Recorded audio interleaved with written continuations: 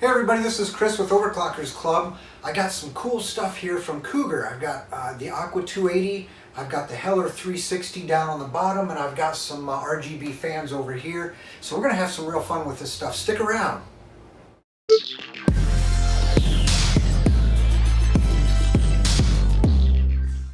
Alright, so the review here will be for the Aqua 280 and the Helor 360.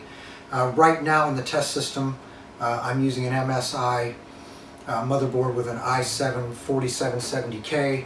I've got the overclock cranked up to 4.2 gigahertz. I'm using Prime 95 to stress test the CPU and get some heat buildup.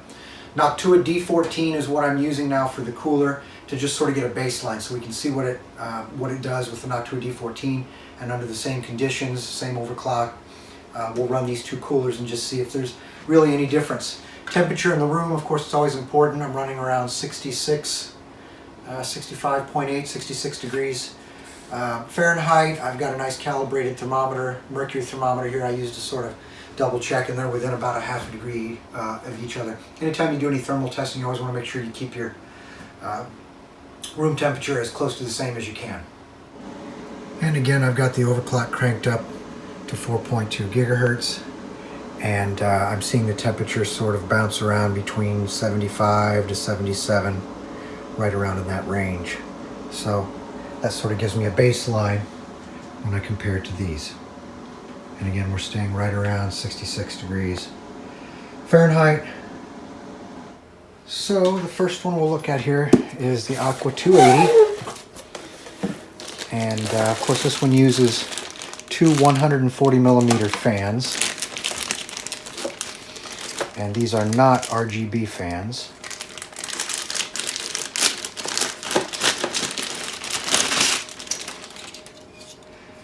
But let's see, it says 12 volt DC, 0.4 amp, 4.8 watts. I'll have to look and see what the maximum RPM is here, but it is a 4-pin PWM fan. It has these little tabs that stick out that are supposed to aid in airflow, along with contour on the front and back of the blades. They do that to not only help with airflow, but they figured out that that often helps reduce fan noise too with that type of geometry. There are also 4 rubber vibration isolators on each face, so 8 total. So those are the fans. Hardware kit, all the goodies to install this across all the different sockets. Looks like there's a fan splitter there, so you can run 2 fans off of one header off your motherboard, some thermal paste, and it looks like a remote control there to control the RGB, which is on the pump. So let's get the cooler out of the box, and the box is empty.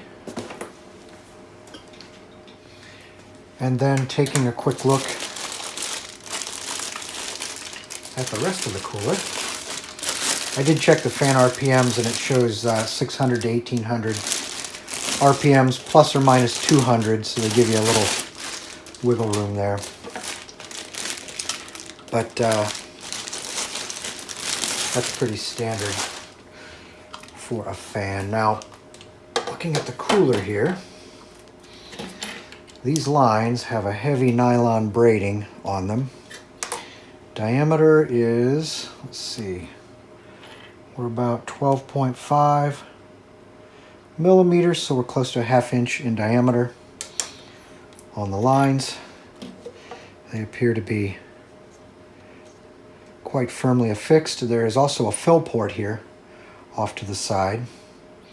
There's a little plug on top there. Usually you don't ever have to fool with adding any coolant, but if you need to, that's usually what these little plugs are for.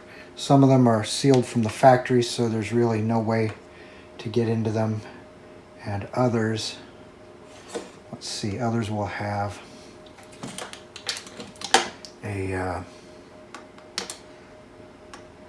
way to get that off. That's not really coming off very easily, so my guess is that one is sealed from the factory. I'll have to double check that. You can clearly see the dimple right here in the middle. And what that's for, there's actually a baffle right there so that the coolant can't come in one way and then immediately go out. It's forced to go through one half of the cooler, makes a U-turn at the other end, comes back down where it exits. Now on the other end, the pump end here,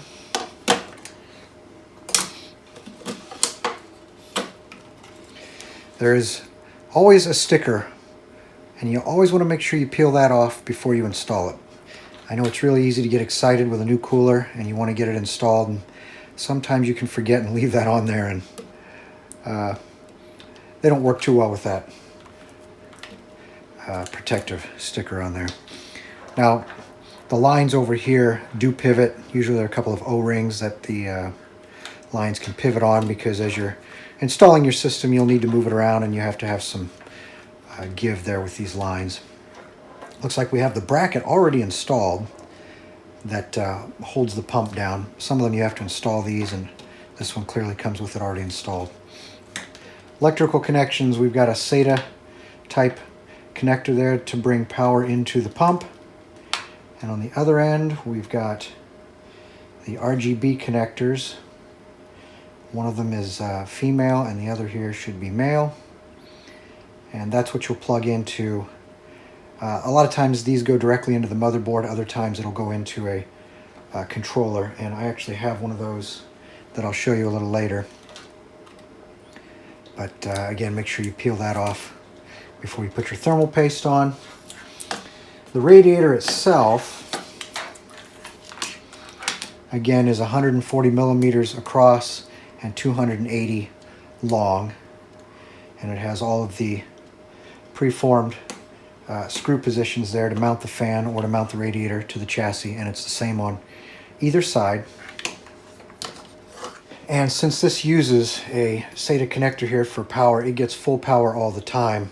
So the pump runs at full speed, which is 3,200 RPMs. Some pumps will run off of a motherboard header, and they can be variable speeds, so the RPM of the pump can be changed, but this one here pretty much runs at 3,200 all the time. The RGB ring here is around the top of the pump, and until I get the power on, it's hard to say exactly what that'll look like. Took this stuff out of the plastic bag ahead of time. I usually go back and review my video clips to sort of make sure everything recorded right, and you don't realize how loud these little plastic bags are when they crinkle. They don't sound that loud in person, but for whatever reason the microphone picks up that frequency, and I apologize for that being so loud, so I'll try to not crinkle the bags here any more than I have to. Anyway, there's the 2-in-1 splitter, so this plugs into your motherboard CPU fan header, and it allows you to run 2 fans off of 1 header if you don't have 2 headers for the fans. Most motherboards do, but if you don't, this little guy here will come in handy. This is the base plate or the base bracket when you install the pump. Here's another bracket here for like an AMD installation. This here would be for Intel. There's a thermal paste, mounting hardware, mounting screws for the fans, and the bracket there to install it to the motherboard. This is actually the controller I was thinking. I know I said a minute ago I was going to show the controller that this plugs into. Actually, this is for your motherboard, and this is the controller for the RGB. So you can sort of remote control the RGB if you don't have a motherboard that supports RGB control. Otherwise, you can plug this into your motherboard and synchronize and control the colors that way. But this is the controller, actually. Now, on to the Helor 360. And I'm really going to compare these two together in one review because I know people will ask which one is better, or which one does this, which one does that. So it's just as easy to show the two sort of together here and test them back to back than to do really two separate reviews. Anyway, the Helor 360 here, this is a little different animal. The Aqua 280 RGB, the only RGB is right here on the pump, whereas you have RGB on the pump here, but you also have RGB fans. So let's Let's get this one out of the box.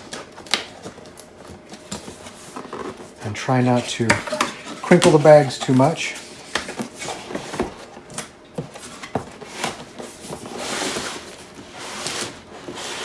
So this one is packed similarly to the Aqua 280.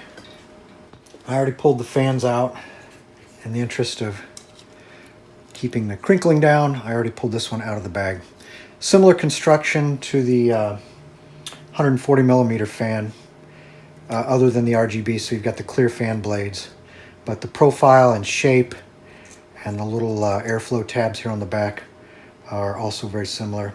This one draws 0.16 amps and uses 1.92 watts. And the RPM actually listed on the box, so let's see, fan speed 600 to 1800 plus or minus 200 RPM.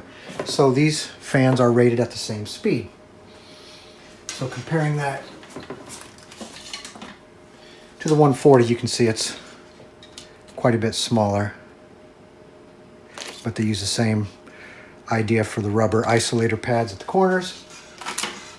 Now the 140 there is a PWM fan, so it uses a single PWM connector. But it also has, for RGB, this little special connector here, which goes back to this little controller. This actually is a RGB controller. Doesn't control fan speed. Your fans do not actually plug into this. The power for the fans, those still go into a motherboard. So you control the fans separately, but this little device here, it's called the Core Box V2, probably version 2, and it has some little magnets there, so it will stick to like the side of a metal case. But this here is what controls the RGB. There's a nice hardware kit with the mounting brackets, some thermal paste. This even comes with a little applicator spatula there for your thermal paste, which is nice. And all your fan and bracket mounting screws. User manual. Always good to go through that. Familiarize yourself with all the installation steps. Now what's interesting, as I was pointing out, the Aqua 280 radiator has that fill plug that is sealed. It's not really intended to be opened. This one comes with a spare bottle of coolant, clear coolant there, and looks like a little extra thermal paste, I believe. So that tells me that this one, you have the option to top off the coolant. Oh, here's another remote, so you can do a remote control on the RGB also, if you like. So this radiator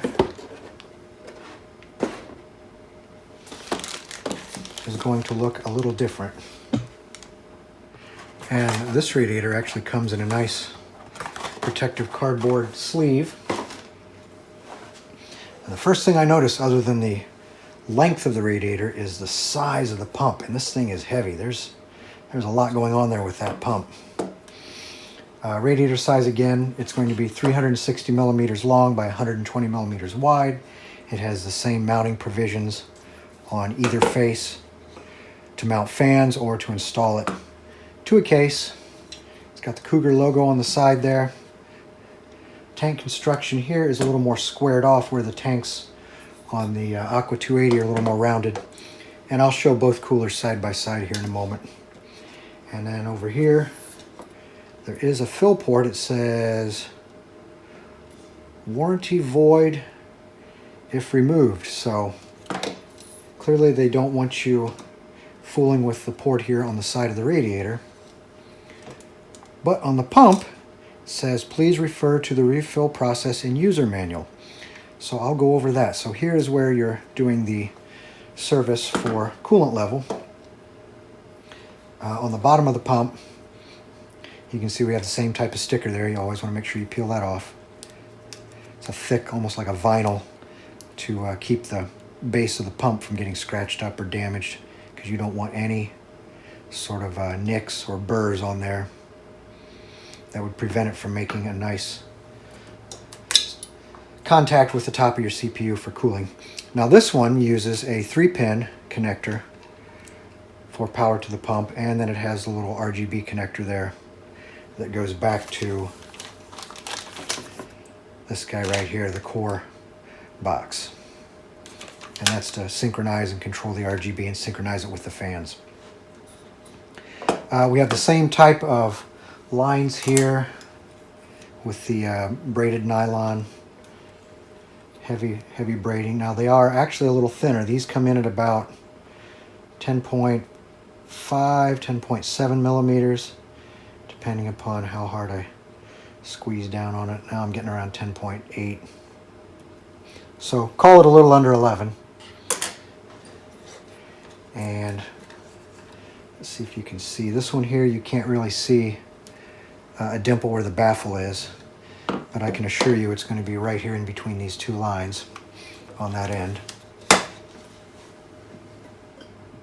And again, that baffle forces the coolant to take one path down, make a U-turn at the other end, and then come back. So half the radiator, the direction is going one way, and the other half, the coolant direction, is going the other. And again, I can't get over the size of this pump. In fact, that looks like a cast aluminum base, which is something I have to say I've never really seen before. And there's a warranty void if broken, so they don't want you in here fooling with the internals, which I understand. And then looking at the top, now this is really cool. You can actually see the impeller there, or some kind of a fan-like, I guess I'll call it an impeller, across the top. And this should all light up and give quite a nice display of colors, since that's all RGB.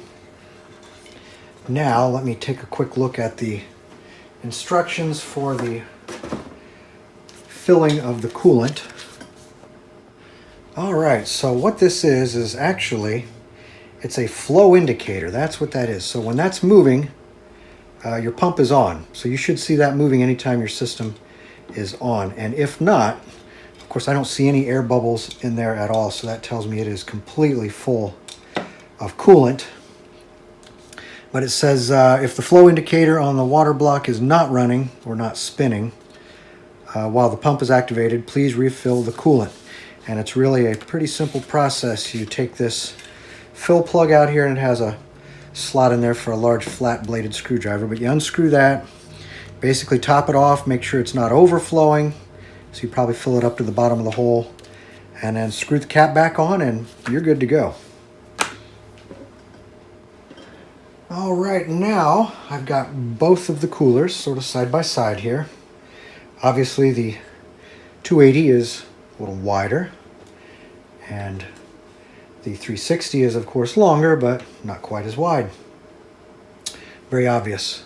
What I wanted to point out here is the pumps are very different. This one is fairly lightweight. I mean, there's some weight to it. It has a copper base compared to this one. This one is much heavier. And again, we've got this cast aluminum base. At least I'm pretty sure that's aluminum. But let's double check, because I doubt they would use cast iron, and that certainly looks more like an aluminum casting. So the magnet does not stick, so that tells me it is not ferrous. Most likely it is aluminum. Anyway, there's a difference here, not just in the physical appearance and the line size, but the RPMs of the pump. Now the smaller pump here, it turns at, I believe I said earlier, yeah, 3,200 plus or minus 10%, so 3,200 RPMs. The larger pump here actually spins a little more slowly. It's 2,700 RPMs, so about 500 RPMs less. Now, whether the volume of coolant flowing through is the same or not, it's hard to tell without knowing the actual design of the impeller. Of course, the ID of the channel through the tube. Not that any of that really matters. And then you'll also get a difference in the resistance of flow between the two different radiators. Again, the engineering team there at Cougar, I'm sure, has figured all that out. But anyway, I'm just pointing out some of the differences. So Other than the RGB differences, we've got the RGB fans, and here we just have it on the pump alone. The next thing is to get each system installed into the test system and see what the thermals look like. And I'll make sure we keep the temperature constant here in the room. I usually like to power these up offline to make sure everything works. And I have an old little miniature power supply here. I just use it for putting power to things offline and testing them. Here's a little jumper I got off of eBay for a couple dollars. It basically allows me to plug it in here, and it tricks the power supply into thinking that it's plugged into a motherboard so that it will turn on. Plugged into the pump power, and you can see it comes on. There's a little plastic thing you pull out of here that lets the battery start working. Makes contact inside of the remote here.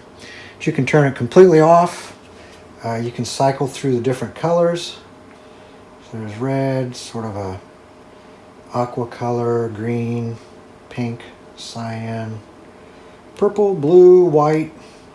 You can adjust the intensity also. Make it dim or make it bright. And then you can go through a series of different color sequences there. And if you listen real closely, I mean, you have to put your ear right up against the pump. You can barely hear it running, so the pump is very quiet. And here's a close-up view. I've noticed that the LEDs always seem to look more intense in person than when they do in a video. For whatever reason, the video just doesn't really capture the intensity. But anyway, there's an up-close view of the RGB on the pump head.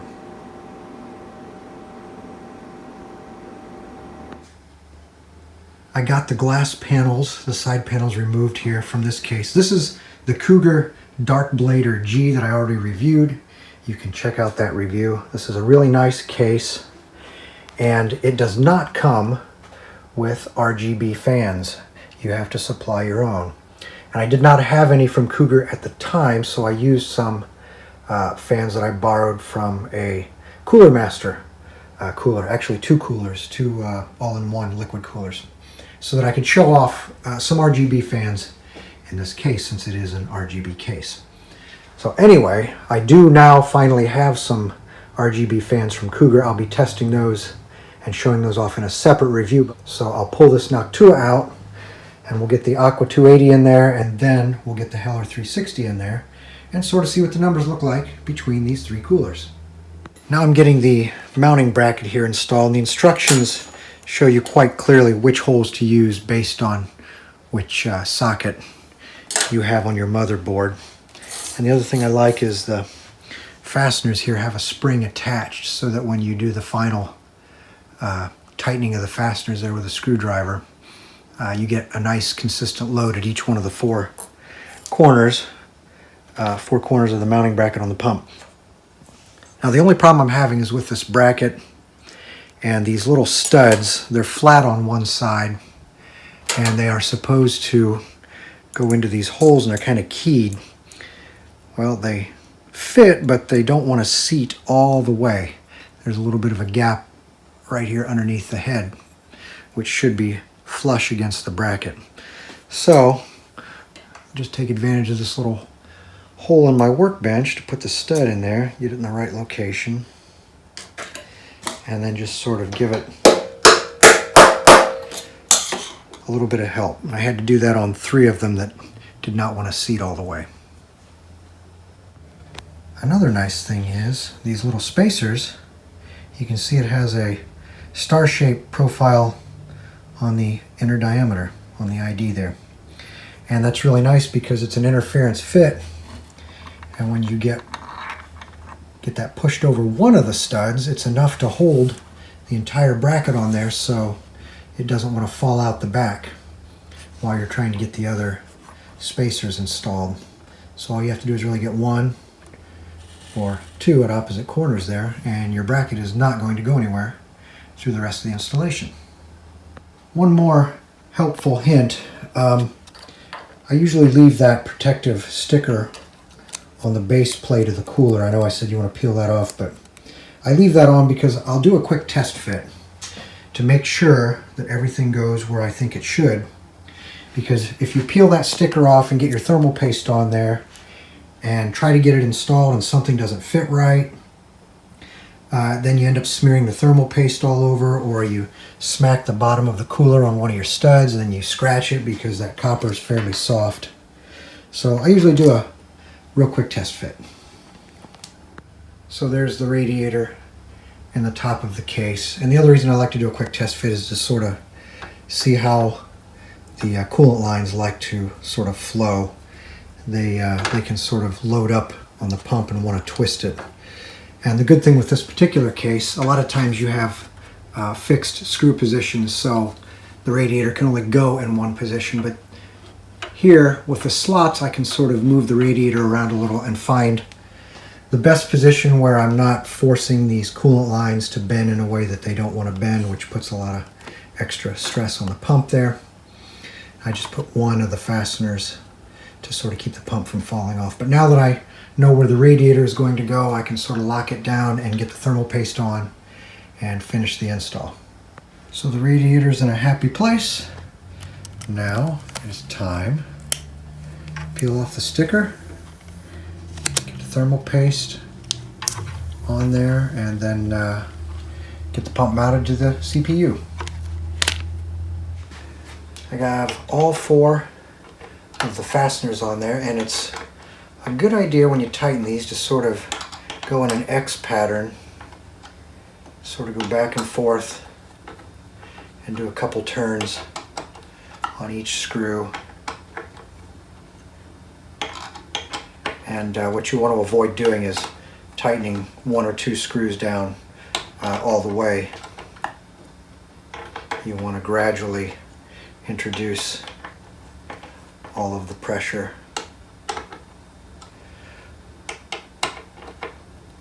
And that's pretty good. All right, so now I need to get the connections here plugged in, and then I can power it up. And now that it's plugged in, this is not an RGB motherboard, so I'm not going to be able to use the direct RGB connection, but that's okay. All right, so go ahead and power it up. There we go. And peel the protective cover off the top of the pump. So I've got the overclock cranked up to the same 4.2 gigahertz. Same Prime 95 stressing the CPU. It's a 4770K. And I have the fan speed cranked up all the way, and I'm running at about 70. I've seen 69, 70 degrees Celsius there with the overclock. Fan speed varies between 1400 and 1600 RPMs. It's a little lower than the rated 1800, but it does say plus or minus 200 in the fan spec. So we are running between 6 and 8 degrees cooler than the Noctua on the same system. Room temperature is again 66 degrees Fahrenheit. I've got my decibel meter here.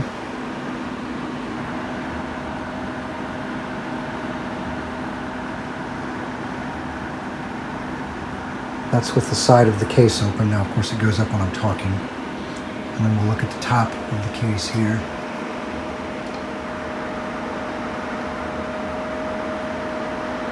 Around 60 decibels. Now let me get the side panel back on and the top and see what the decibel level looks like. And now I have the side panel on.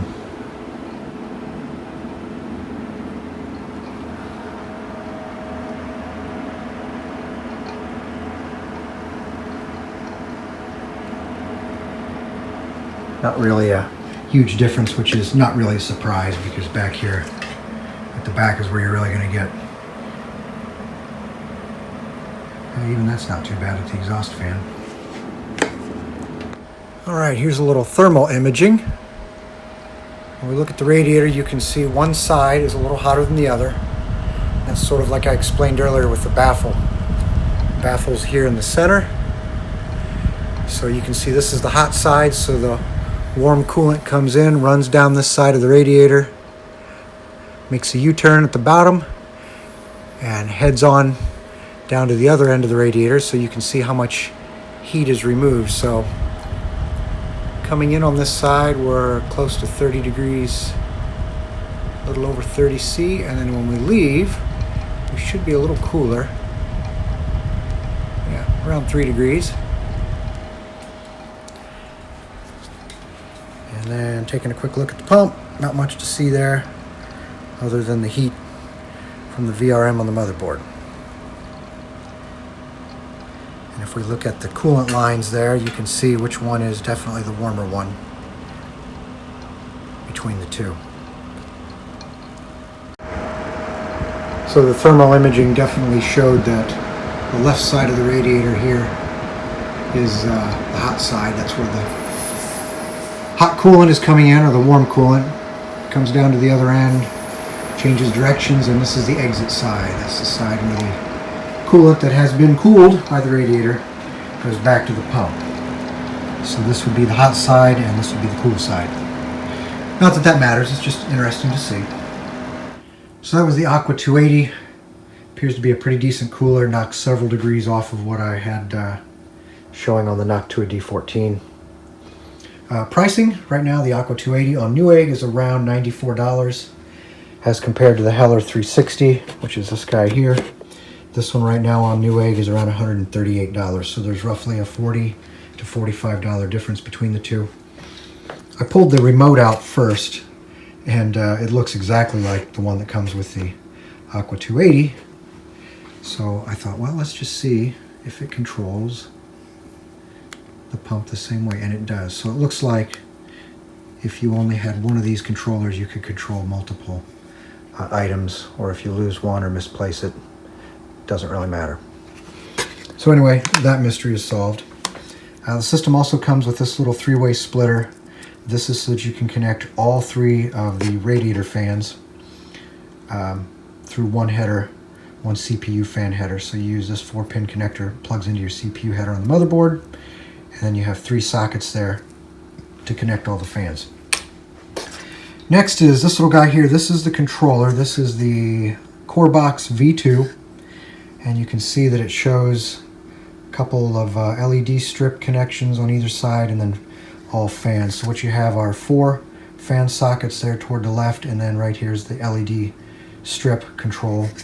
So you get 2 LED strip controls and 8 fan controls. Now that does not control fan speed, I should clarify. This is only for controlling the RGB effects. That's it. Fan speed is something you'll have to use your motherboard for. Connectors that come with the little controller here. You've got the SATA end, so this will plug into your power supply, and then the other end here somewhere, there we go, that little socket, that little plug I should say, will go into a little socket there on the left, the black socket. So that's the power to the box, and it is labeled power there. Kind of hard to see, but it is labeled. And then this is the connector that takes the signal back and forth between the motherboard, which is what this plug here is for. This will plug into your compatible, RGB compatible Asus Gigabyte MSI motherboards. And then the white plug is what plugs into the white socket there. And that is what will allow your motherboard RGB system to synchronize with your fans.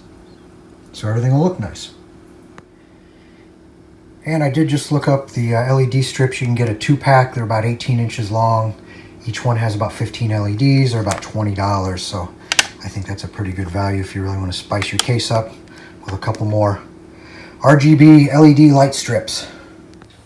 Sort of a curious little thing here is this mounting bracket. It's a little different. I haven't seen any other coolers that have a bracket like this. So according to the instructions, this is the base plate that goes behind the motherboard. So it goes back here, and then some studs go through this, through the motherboard, and some of these little knurled standoffs here go on the ends of the studs, and then this plate, this thin little plate here, goes on top, and the pump ends up mounting on top of this. So I'll get some video here after I get this installed.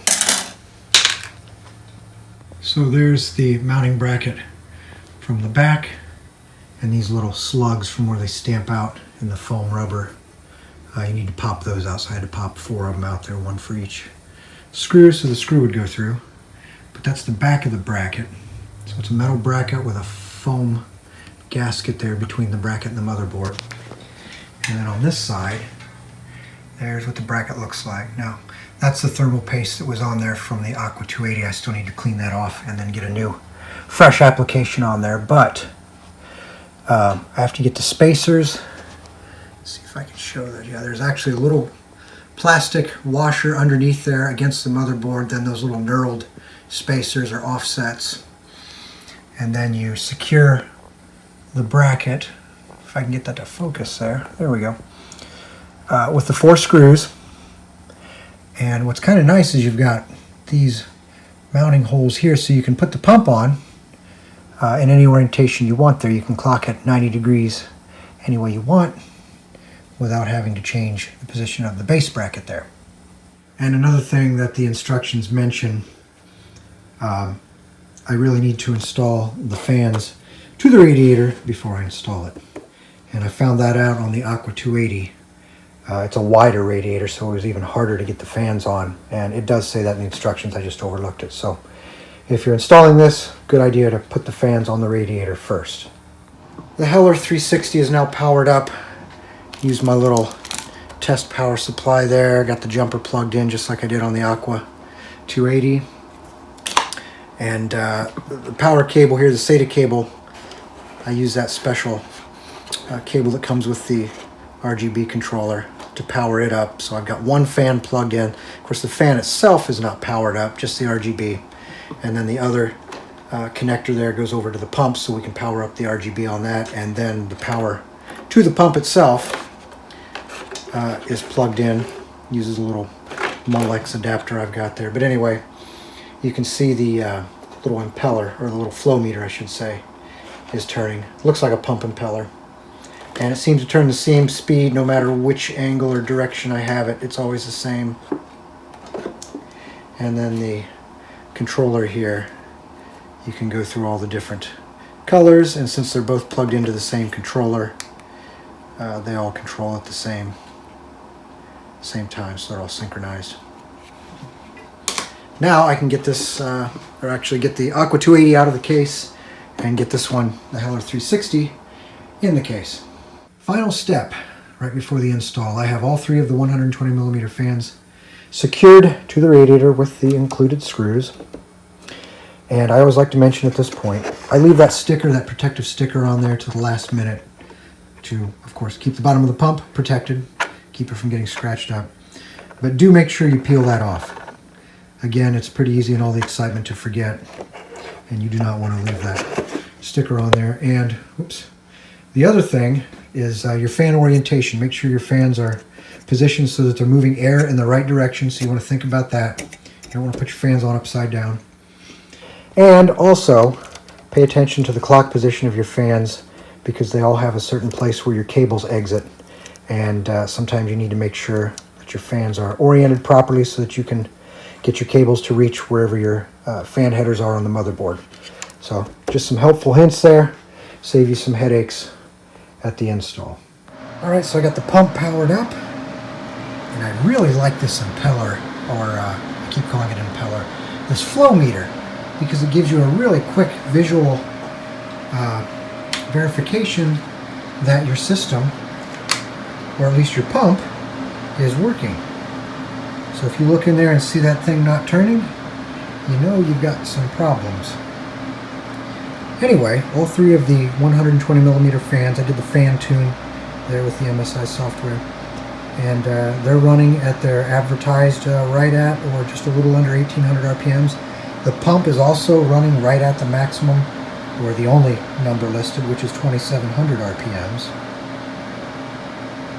And of course I have the side off here, so there will be a little more sound getting out of the case. Which brings me to the handy dandy decibel meter.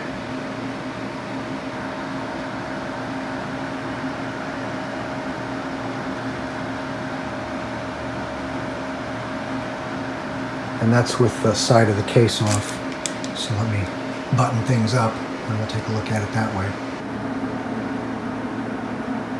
And again, the fans are cranked all the way up.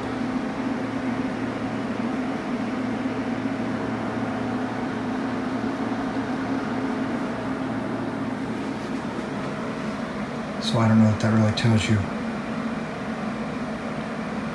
a whole lot, especially when I talk and the number goes up. That just sort of gives you a general idea. You know, any system when the fans are cranked all the way up, you're going to hear some fan noise. But most of the time, most people don't have their system cranked all the way up like that. And again, the same overclock, 4.2 gigahertz. We're seeing 70, 71C. Fans are cranked all the way up. So I'm seeing really the same numbers with the Helor 360 that I saw with the Aqua 280. So this is the Helor 360. Looking at it with the thermal camera, and again the VRM is where you're going to see all the heat. And on the pump, I should say the lines going to and from the pump, you can see which one is the warm side or the hot side. It's going to the radiator, and which one is the cool side. Sort of hard to keep it centered there. There are a few degrees difference, and you can see the tank there. You can see one side is warmer than the other. It'll be more obvious here from the top. And just like the Aqua 280, you can see there's a definite difference there between one side of the radiator, which is the hot side, and the coolant travels all the way down 360 millimeters, where it slowly cools off, and then it is diverted to the second half of the radiator, where it makes a return path another 360 millimeters all the way back. And let's see what the difference is. Alright, so we're about 28.5 C on the warm side, and the cool side a few degrees cooler. I really like that lighting effect there on the pump. Really brings it to life.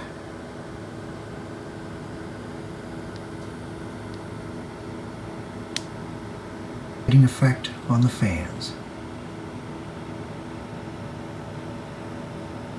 And I always say with any cooler, your mileage will vary, whether it's liquid or air.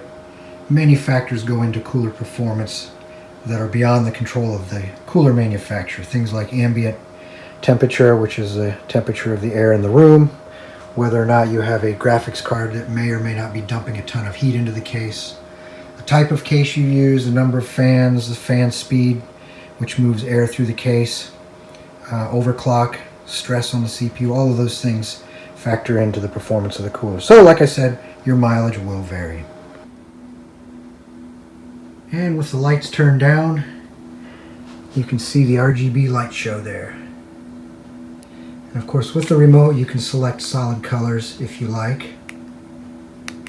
Many different ones to choose from. I kind of like it in the regular cycling mode, where it just sort of runs through all the different lighting modes one at a time. And if you have a motherboard that supports RGB, remember you can plug the controller into that type of a motherboard to synchronize everything. And the fans on the right there, those are just some Cooler Master fans that I borrowed just to show off some RGB from an earlier review. But I do have some RGB fans from Cougar that I'll be showing off in a separate review. From a performance standpoint, these two coolers, at least on my system, perform neck and neck. It was really hard to tell which cooler was which. So pricing, this one here, the Aqua 280, is around $94 on Newegg, and the Helor 360 is around $138, so there's a little bit of price difference there. So from a performance standpoint, this here would give you the more bang for the buck. But if you want the RGB, at least more RGB, because the Aqua 280 does have it on the pump, but if you want a little more with RGB fans, you'd want to go with the Helor 360. So if you've never checked out a cooler from Cougar, I think these are worth checking out. So I'm going to give both of these coolers the Overclockersclub Gold Award. And like I said at the beginning of the video, stick around because I've got some other cool stuff from Cougar coming in some future reviews. This is Chris with Overclockers Club. Thanks for watching. Don't forget to subscribe.